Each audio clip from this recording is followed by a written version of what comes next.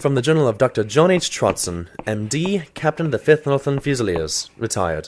In the year 1002 of Celestia's reign, I returned to Canterlot after sustaining an injury at the claws of a griffin, of such a serious degree that it required my removal from the front lines.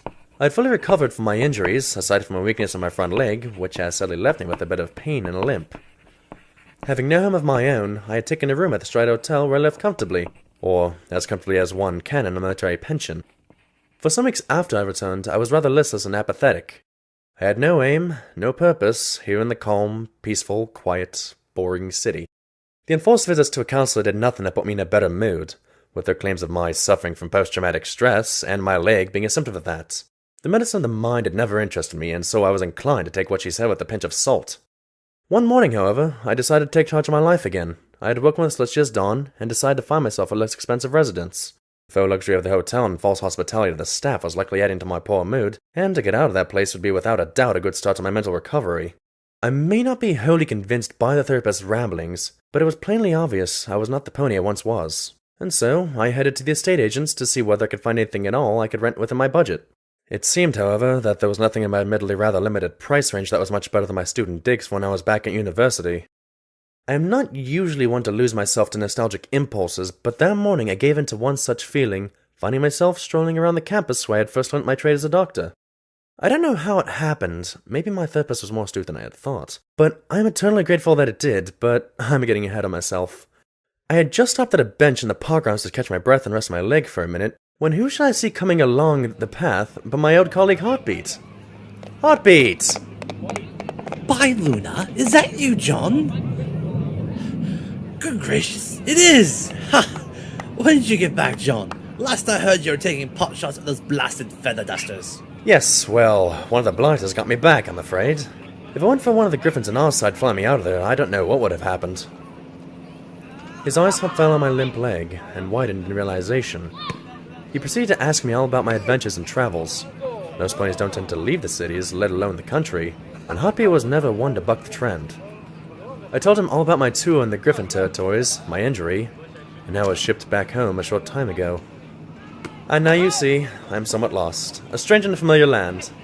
The city has changed somewhat since I was last here, and my army pension is barely enough to rent even the smallest room. What I need is a flat which is comfortable, but at a reasonable price. But it looks like I might as well ask Luna for the moon while I'm about it.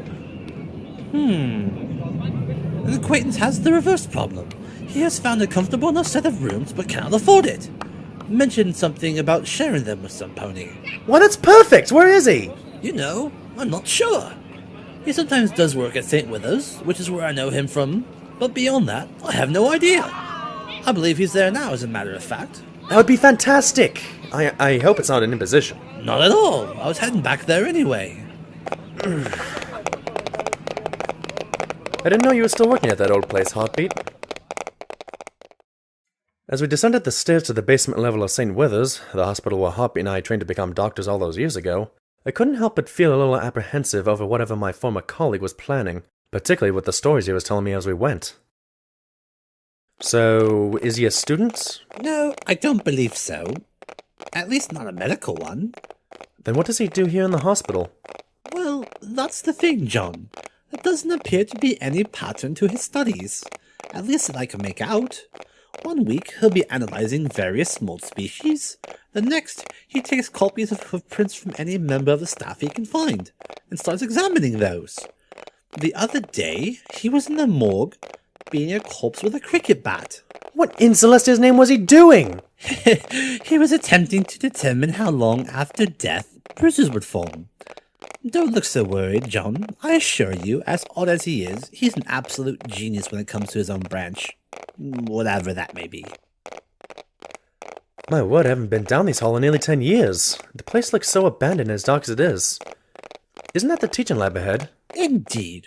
That's where he's generally to be found.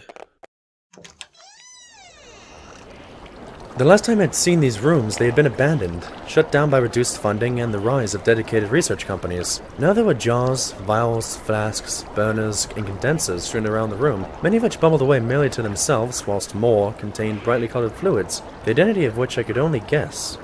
At one of the benches stood a tall, light grey earth pony, with a curly black mane and tail, with an almost wild look to them. Before him on the lab bench there were two conical flasks, each containing a small volume of green fluid. He did not look up from his notes, either not realizing or not caring about my presence. Ah, heartbeat, just in time. I believe I have perfected the solution. Take a look. A single drop of pony blood added to the mixture. To my astonishment, the strange stallion sitting by the laboratory equipment pulled a pin from the lapel of his white coat and stabbed the frog of his hoof with the pin. He then allowed a single drop of blood to fall into the first flask. Nothing's happening, old chap. Precisely. Now, observe as I add a drop of changeling blood. The pony then uncorked a small vial of what looked like normal pony blood. The bottle must have contained an inert atmosphere and been chilled, otherwise the blood would... But I digress. My medical instincts running away with me as they often do. He then used a small syringe to add a single drop to the second flask. The results were startling, to say the least. It's glowing! Phosphorescence? Oh, hello. How very perceptive of you. Bioluminescence, actually. This is the first reliable, simple, inexpensive test ever created to differentiate ponies from changelings. Whether one can learn a spell or not. A little work is still needed. I believe that a unicorn could generate a false positive result. For a start. Remarkable! Congratulations. This is most excellent. John, could you get the lights, please? I wish to take a closer look at this. No! Unfortunately, I did not heed the warning until it was too late. As I hit the switch, the green solution began to glow more fiercely, the bubbling of the solution growing in intensity. Switch them off! It's not... A bright green flash engulfed the room, the same color as the flashes of magic the changelings had used during their attack on Canterlot. When the light faded and the spots had gone from my vision, I saw the mysterious pony with a pained look on his face. Whether from injury or annoyance, it was impossible to judge. Photo stable. My goodness, are you alright? Yes, of course. The solution is still in the prototype phase. I suppose I still have my notes. And it is easily recreatable. Work still needs to be done on the formula anyway. Maybe a more electron-detonating Lengran group. Now then, my good fellow, I want to introduce you to my good friend, John Trotson. He's... Hold on. Don't tell me. Don't say another word. Hold it. Don't say another word. What are you... Shh. Now then.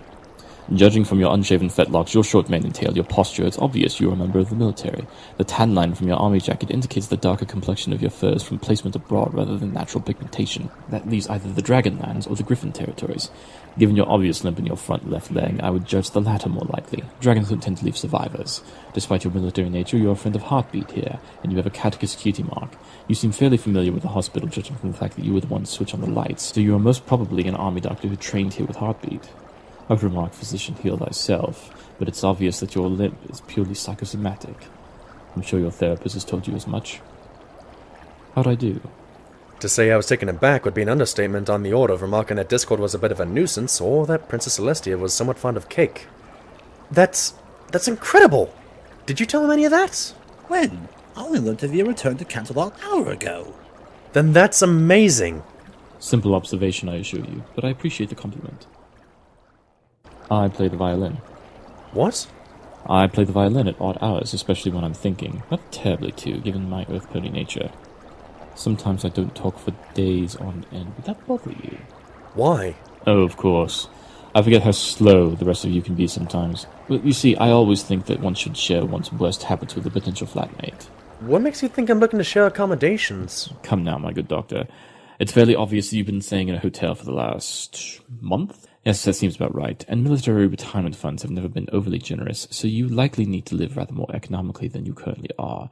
Added to that, Heartbeat's knowledge of my own desire to find a new residence, as well as him bringing you here to meet me, and the solution becomes obvious. I have a rather excellent apartment picked out on Baker Street, number 221B. We can arrange a visit this afternoon.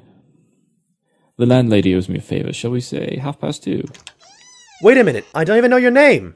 My name? A rather trivial matter in the grand scheme of things, I would think. But very well, my name is Sherlock Hooves. I did warn you.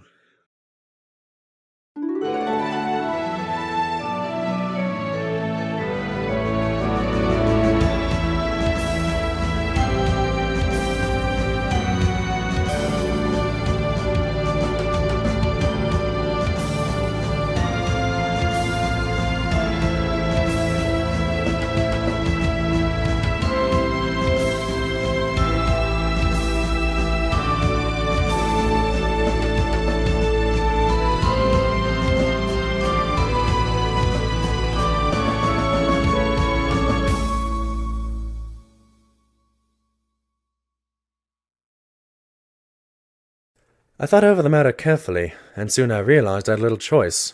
Of two things I was sure, however. One, that I was in dire straits, financially speaking, and the opportunity to pay less for a more comfortable living space was more than a little appealing. Two, I was absolutely fascinated and curious to discover more about this mysterious stallion. How had he known so much about me, so quickly and without any information spoken? What were his interests, and why did he require such a diverse field of study? These questions could only be answered in one way, and so I found myself standing outside a modest collection of apartments in the middle of Baker Street at 2:15. I had little else to do, and it was no hardship to wait for a short time. Ah, there you are.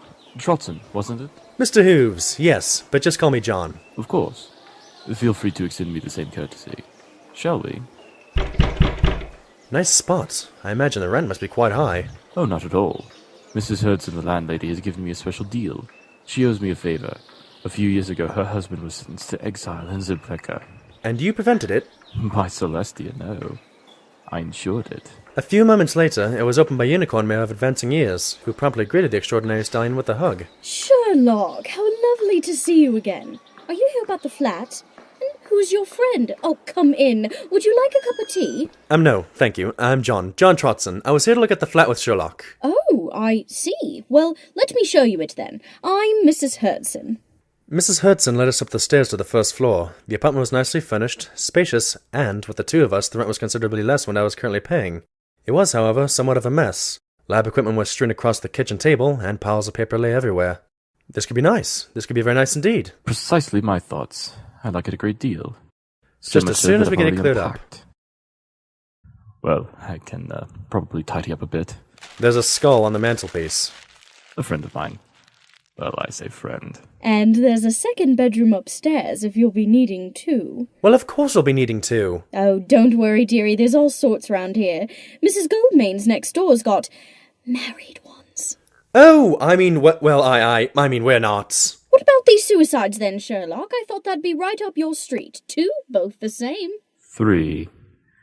And not all the same. No, there's something different this time. At that moment, a light grey Pegasus flew up the stairs. Sherlock spun around to greet him before he even entered the room. Where? Trotwell. Duran Gardens. What's different? You wouldn't have come to get me if there wasn't something different. You know how they never leave a note? Well, this one did. Really? Well. Who's on forensics? Bunsen. I don't work well with Bunsen. Well, don't work with him then. Are you coming or what? Yes, of course. I'll get a cab. I'll meet you there.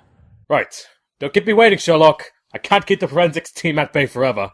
And with that, the pony turned and left the room. A few seconds later, the front door slammed shut behind him. Brilliant! 3! It's a serial killer now. This is like Hearthwarming Eve. Right, Mrs. Hudson, I'll be back late. John, don't wait up. Is that sort of thing usual? Oh, no, dearie. Only a couple times a month. Would you like a cuppa? Just this once. I'm your landlady, not your housekeeper. Oh, yes, please, Mrs. Hudson. You're a doctor. What? You back then? Yes, I am. And in the war, too. Seen a lot of violence. Destruction, death, danger. Yes.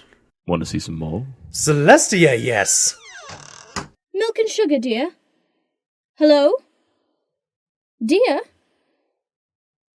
Oh, the two of them deserve each other. We made our way hurriedly to the junction with Marylebone Road, and quickly caught a passing taxi carriage. It was only then that the thought struck me that I still had no idea what all this was about. Look, Sherlock, You want to know where we're going, and why, yes? Well, yes. What's this about suicides? I thought there'd been no suicides in Canterlot in over 150 years. And why do the police want your help? I thought you were some sort of private detective, but the guard don't ask them for help. I shall answer your second question first, if you don't mind. I am Equestria's first and only consulting detective. I lend assistance to the guard and anybody else with the funds to afford my expertise and skill set whenever conventional routes fail to provide a solution to their problems.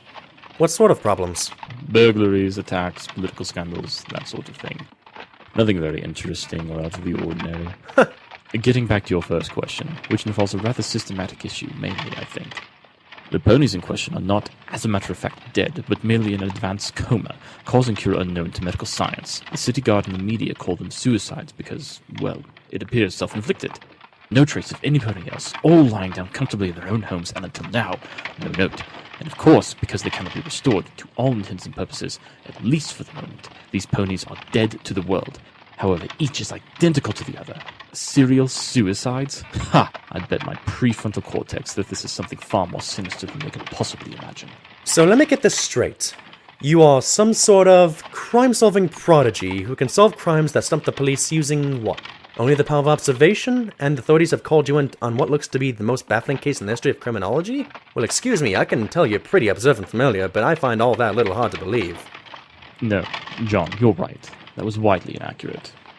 Okay, well, why don't you? I'd say that it's only the most unusual cases of the last 50 years or so. And then only if you discount the attack by Discord. I am not a prodigy. A prodigy masters the work of others. I am a genius. And with that, the cab pulled up alongside a house surrounded by yellow tape. Sherlock bounded out, tossed the driver a few bits, and headed off towards the waiting guard ponies. Me following shortly behind, still shaking my head in disbelief a little.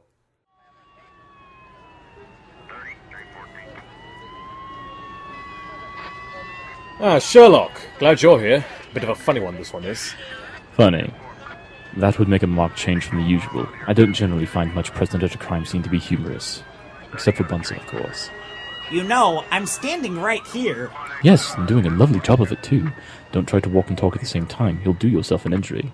Lestrade, lead the way. Hang on a tick, Sherlock. Who's your friend? Ah, how remiss of me. Lestrade, John. John Lestrade. Maybe go in now. Hi, I'm John Trotson. Sherlock asked me to come along because I'm a doctor. Oh, I see. That makes sense. You've seen how well he gets along with Bunsen.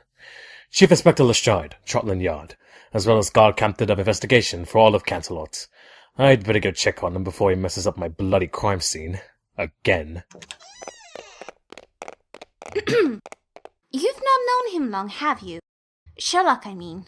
Well, no. Only a few hours, actually. How did you know? Because Sherlock Hooves doesn't have friends. If you're hanging around with him, well, you can't really know him very well. He's dangerous. How so? He's a really psychopath. He doesn't give a flying feather about any pony, and the only thing he cares about are these weird crimes. But he helps. From what I understand, your inspector has called him in a number of times for assistance. That doesn't sound very psychopathic to me. He does it for the thrill. He thinks it's fun. He's a genius, no doubt about that. But if he really wanted to help, he'd join the Guards Investigation Division and help all the time, not just the cases he wants to. And I'm worried that one day, solving crimes won't be enough. That we're going to be standing around a body and he'll be the one who put it there. Excuse me, my friend is waiting for me. There you are. Sherlock was waiting for you. The ambulance carriage is on its way. You have 10 minutes, Sherlock. Look at this. Just look. This is fascinating. Tell me, Doctor, what do you see? Unicorn, female, early 40s. Apart from that, well, it's as you said. She appears to be in an advanced coma. And? And what? Is that all? Well, from a medical perspective, that's all I can see, and I don't want to disturb any evidence in the room. Yes, of course. I keep forgetting what a limited perspective the rest of you have. Why? What can you see? Look here, on the horn. Slight carbonization, flaking too. This unicorn has expelled a great deal of magic, and yet no signs of damage or marks on the floor or walls. No witnesses reported loud noises, flashing lights, the usual sort of thing associated with that sort of release of power. The body has remained here for what? A good few hours before the landlord found her? These facts do not tally, Lestrade. And this note, tell me, John, what does it mean to you? Let me see. Minnote... Well, Sherlock... It's obvious, isn't it? If we're ruling out suicide, then it seems quite clear that whatever happened to her, a minotaur is the cause. We have it here, in her own hoof writing. Yes, thank you for your input, Bunsen. Really, a minotaur? Is this really the best Scotland Yard has to offer, Inspector? I see no smashed doors, no scratches on these too low of ceilings, and again, I'm sure a minotaur in the suburbs of Canterlot would cause rather more local gossip than we appear to have heard. So then, Dr. Trotson, you were about to say? Well, I remember from back at university there was another magical college, the Arcane Academy, not too far away, in the town of Minot in Dakota. Apparently they call it the Magic City. Excellent! Just what I was thinking. Yes, this is important, I'm sure. And, well, I may have spoken too harshly about Bunsen. I mean, he did pick up on something just then, even if he didn't realize it. I suppose a stopped clock is still right twice a day. But he mentioned the writing on the floor was hoof-written. Why would a unicorn, a proficient one at that, if we were to conclude that she attended this academy, write a single word in her own hoof-writing, when she would be perfectly capable of using her magic? Well, this is all very interesting, Sherlock, but none of this proves that it wasn't self-inflicted. At best, it's circumstantial. We've got no leads on this attacker you seem to be building towards, let alone proof that he even exists. Come on, Lestrade. Do you not see? What is the rule of serial attackers? They're careful, they're clean, and you can't catch them. Until they make a mistake. Yes, Sherlock, I know all this. What's your... My point, Inspector, is that we have our mistake. Look, the attacker, whoever they were, has left this. A ring? Not exactly. Look a bit closer. This is no ordinary band. Look, small speckling of crystals across the surface and here, small sigils carved into it. Trotson, what do you make of this? I recall reading a paper on such a device some years ago, from the Arcane Academy as it happens. It was hypothesized to make magic transfer much easier so that unicorns could cast spells far more efficiently. I never knew it made it to the prototype stage. And there we have it, Lestrade. The key to this case. If you examine the other victims, I imagine you'll see the same damage on the horn and the slight wear in the base indicative of the use of one of these devices, and that each shares a past in Minot, I think along with our attacker as well. Come along, Dr. Trotson. The paramedics are here and we have an investigation to carry out. Oi, hang about! Where in Tartarus are we supposed to go from here? Do as I have said, Lestrade, and it should become clear. The doctor and I shall take care of the rest, I assure you. Now, time is of the essence. I bid you good day.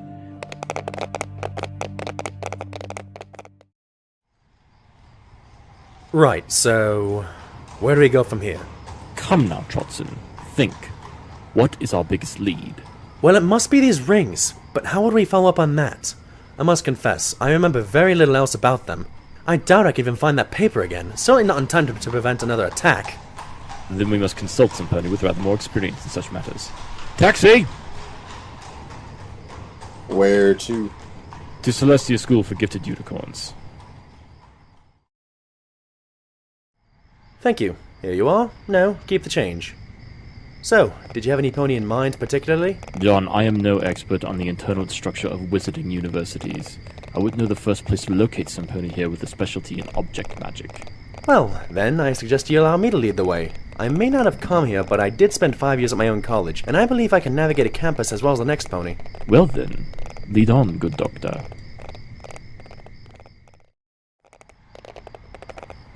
2 hours. It's a very large campus. Anyway, I know where we are now. Let's just go in.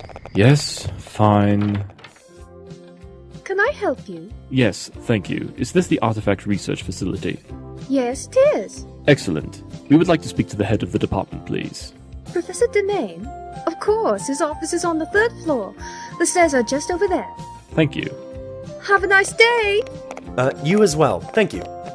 That was rude. Never mind. So you think the artifact researchers can help with this device? Who better? It bears the hallmarks of this area of expertise. Not fully understood, incredibly powerful, not generally known to the public, and very, very dangerous in the wrong hooves. Ah, this appears to be the place. Yes, just coming. Good afternoon. What can I do for you? Good afternoon. My name is Sherlock Hooves, and this is my colleague, Dr. Trotson. We'd like to borrow your expertise. Of course, of course. Come in, come in. I've just put the kettle on. Tea? Yes, please. Any sugar? 2, thank you. Not for me, thank you. Sit down, please. Sorry, I'm afraid I don't have any biscuits. Now, what was it that you wanted to ask me? What do you know about magical enhancement? Artifacts to increase thaumaturgic power? Well, it's an interesting idea, certainly, and one I've heard before, but nothing has really come of it. Theoretical work, really. I doubt they'd actually work. Some colleagues of mine once, but it didn't work out too well. How might one construct something of the type? Theoretically, of course. Well, it would have to contain copper, of course, exceptionally good magical conductor, and it would have to been worn close to the horn. But one would need such a large mass of copper it would pin one's head to the floor. Impractical would be an understatement. But what if a different conductor was used? Such as? The only metals that exceed copper for such purposes are either incredibly rare and expensive or independently thaumaturgically active, and one would be rather loath to use the latter. Why? Imagine attaching a lightning rod to one's horn and running around in an electrical storm. The amount of extra power one would receive is great, but there are other consequences to consider. But have you considered, Professor, the use of certain crystals as conductors, embedded into a copper device such as, say, a ring? What did you say? A ring, in fact, very much like your own. What are you talking about? I'm not wearing a ring. Not at the moment, no. But I can see the indentation of your horn where one would sit. And then there's the matter of that photograph behind you.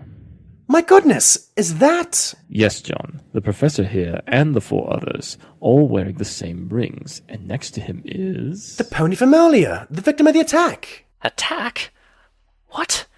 What are you talking about? I hate to be the bearer of bad news, Professor, but your associates in this photograph have all been the victims of a series of attacks. And the only connection appears to be these rings, and you.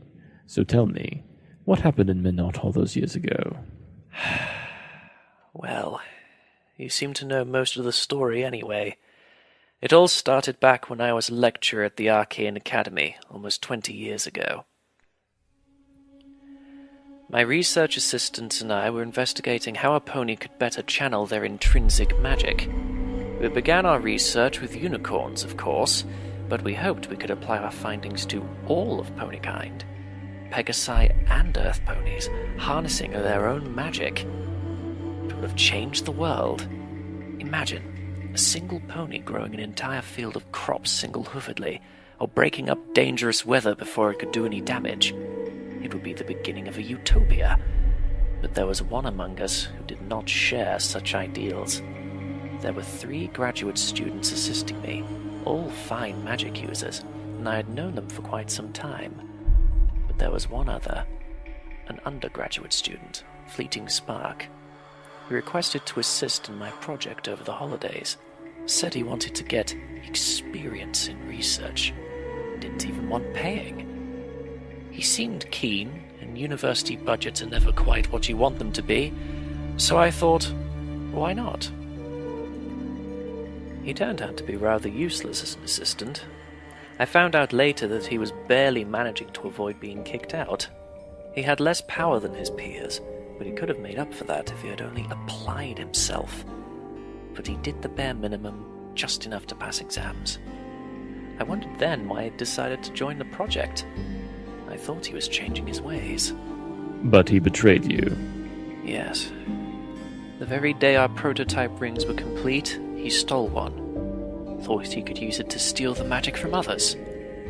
Foolish. After he had attacked one of my grad students, the guard arrested him.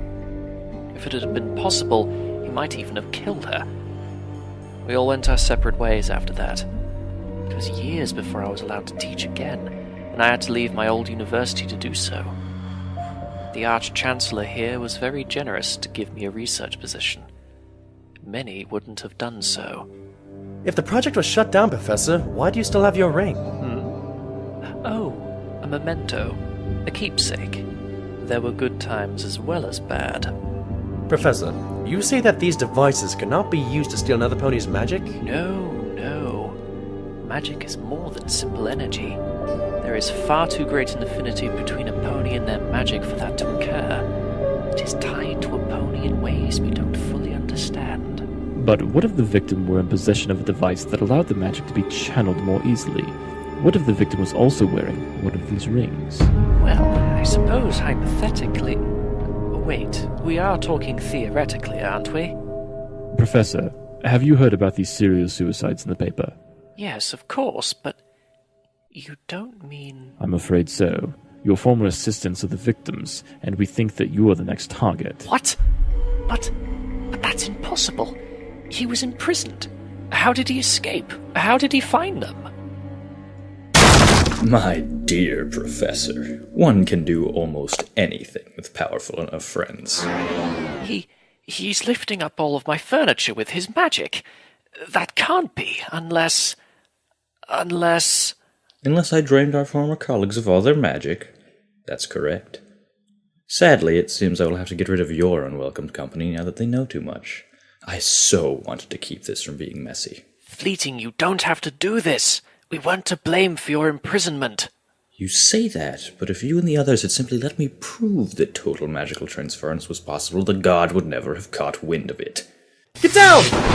Sweet Celestia, Fleeting. What did you want us to do? Let you potentially kill one of my students? Would have worked. I've already proven it can work. Your friends aren't dead, merely indisposed. I could transfer it all back if I wanted. Then why don't you? What? And give up this power? John, while he's distracted, I want you to... With the magic of all the unicorns I've transferred, I could not only lift all the furniture in here, but crush this entire room. Right. I won't, though. Oh no. First, I need to complete what I've been waiting for all this time. Right, Domain? I have a ring for you that I know will just knock you out. Speaking of knockouts, yeah! Oh. Oh.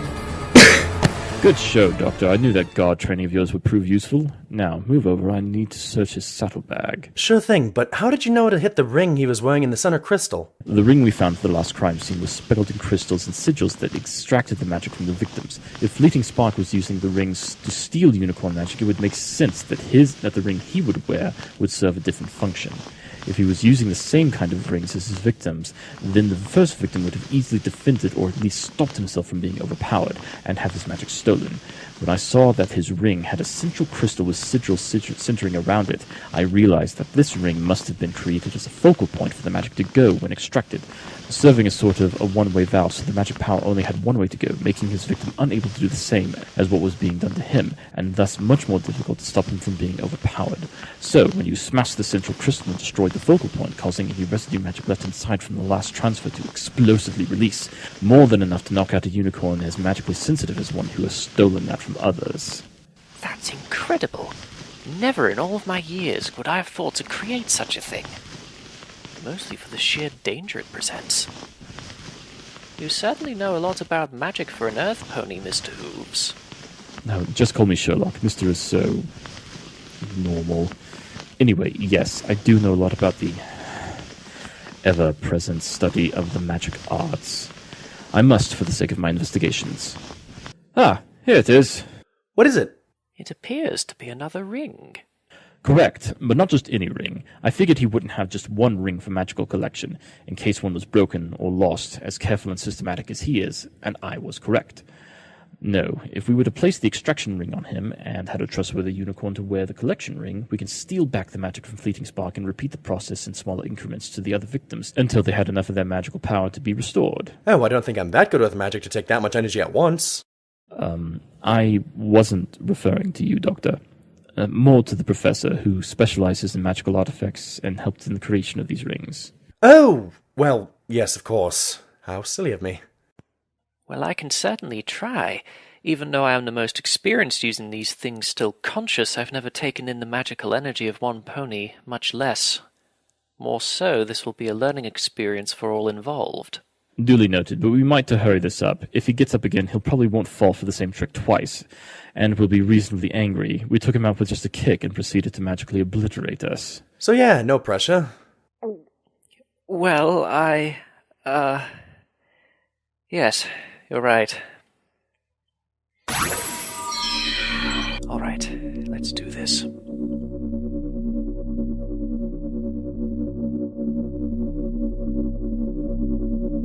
Ah!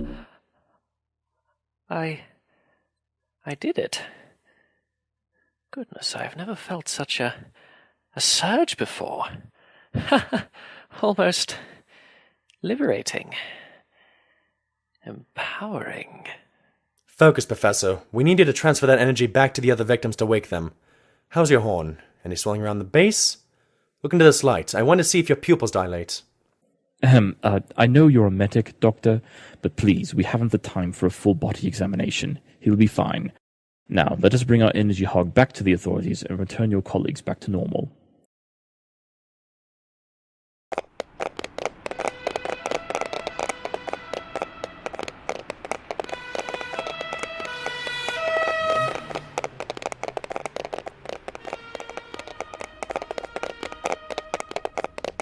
Alright, my boys have informed me that the magical transfer was a success, and according to the doctors, they should return to their full strength in no time. Oh, that's great news, right, Sherlock? Indeed, John. I take it Fleeting Spark has awoken and is in your capable hooves. Yes, he is in custody. Sally is taking him to the paddy wagon now. We've retrieved statements from the victims after presenting him to them, and they all say it's him. He'll be put away where we will be sure that he won't be able to escape this time. It turns out the reason no one knew he had escaped was due to an illusion spell inside his cell to make it look like he was still there and doing things. Pretty advanced magic to be pulling something off like that. Makes me wonder who's this friend of his that busted him out. As do I, Captain. If I may, would you mind me conducting a little interrogation of my own before you haul him away? I'm sure to share whatever I find out. This time. Fine. But don't do anything screwy with his mind or something. I would like to interrogate him without him breaking down in an extinctional crisis. I assure you, the mental breakdowns of criminals after my meeting with them is not anyway entirely of any fault of my own. Yeah, just mostly your fault. Ah, Sally. Still sleeping in your uniform, I see. What are you talking about? My uniform doesn't look slept in, you nutcase. Really? That sleeping pill packet hiding in your uniform pocket and the jewel stain on your collar suggests otherwise. Now, with permission from your captain, I would very much like to speak with the suspect. Fine, but hurry up so I can take him to the station. Creep. Splendid. Now, Fleeting Spark, mind telling me about this little supporter you have contriving elaborate magical breakouts for you? I take it the perpetrator's real motive was nothing to do with your revenge scheme, correct? More than likely wanted to see the full extent of the ring's power. You gave that pony your ring designs, did you not? Why else would any pony bother breaking you out of prison? Had I known I stumbled into the great detective himself, Sherlock Hooves, I would have taken you out on the spot. She warned me about you. She's quite the fan, actually. Told me you were smarter than you looked. Though not as smart as her, of course. You might have caught me, but she still has all of you figured out. Well, tell my fan I don't appreciate her work. Now, you still haven't told me who she is. Psh! I'll be sure to tell her. Still, like I'd actually tell you anything about... Where'd that come from? Everybody stay low! I want an immediate... Don't bother. Our shooter's already gone. I calculated the angled trajectory of this projectile and was able to deduce this location. However, by that time, whoever it was had blinked and teleported, leaving me only a vision of a bright light disappearing. More higher-level magic. And the victim, here. Are any of you seeing this? Sherlock? The amount of preparation required for this is incredible. There was a shot, but no actual projectile used. Look, this is a puncture wound that went deep into him, with no sound of any kind of ignition for the shooting device. There's no projectile inside the stallion. What the assassin used must have been some kind of air rifle capable of firing a concentrated bullet of air, making it impossible to do ballistics because there's nothing to do ballistics on. Whoever this pony is, she most certainly has my attention now. Save it for another time. Sally, get the cleanup boys down here. Sweet merciful Celestia. And Sherlock. Lestrade, don't you see that we are dealing with something... Something that you yourself said we have no possible way of hunting down at the moment. If another case comes up, I'll let you two know. Now go home, get some sleep, or something. Very well, but you were to inform me immediately if and when there are any new leads. You should have the capacity to do at least that much. Trotson, let's go home. Gladly. All this excitement today will ruin my leg. Really? Considering your leg hasn't shaken in pain or other symptoms during today's more stressful moments, I would have figured you admitted it to be psychosomatic by now. When the shot went off, your leg didn't so much as spasm. You looked more like you were about ready to pounce. Well, I have, let's just go home. Maybe have a cup of tea with Mrs. Hertzen or something. Yes, you're right. We must keep you off of that bum leg of yours. Sally. Yes, Captain? When we begin an investigation over this poor soul, I want to make sure 2 ponies are allowed to go to the crime scene investigation. And so let me guess, it's those 2 hooligans, am I right? I get the feeling we'll need the assistance of Sherlock Hooves and Dr. Trotson in the very near future.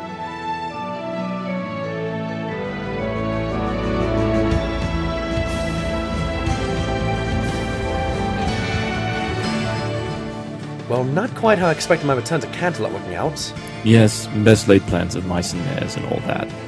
I do believe it's time we take care of these end credits. Right, playing you, Sherlock Hooves, was, Sherlock. They need to find him a different nickname. It's going to get confusing for those who aren't nearly as deductive as I am. Regardless, John Trotson was played by Jester DeRama, Mrs. Hudson by Hannah Kay, Bunsen was played by Shim, and Lestrade was played by City, and Sally Shields was played by Starry Flame. Theme song orchestrated by Ordon Riff, Sherlock, Codemaster, and Dunder as director and assistant directors. Dunder was also the cab driver, the fangirl was the secretary, Heartbeat was played by Overclock, Professor Domain was played by Captain Scruffy, and Fleeting Spark was played by Jenga. Special thanks to Luna Umbridge for her original design of Sherlock Hooves, as well as to Squeak Anon and the rest of the folks at Pony in the Box Productions for all of their support. We wouldn't be able to pursue this case without you. This has been a collaborative effort of Pony in the Box Productions and Not My Division. Wait, there's two listed here that weren't in the episode. Wolfie and Overclock again are here, but it doesn't say what for. That's mysterious.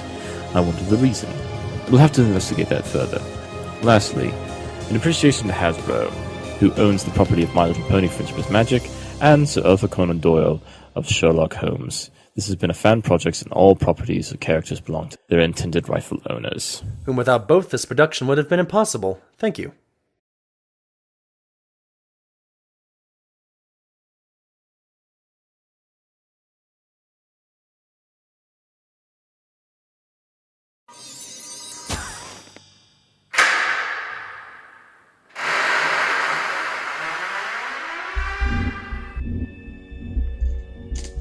Well, The job is done as requested. did anyone see you? Not a chance. Those fools will find no evidence I was ever there. Was the detective there? Indeed, he was there. There's no way he'd ever trace back to us. Oh, I'm not worried about that. I just want to be sure he was there to see the first move in our little game. My game.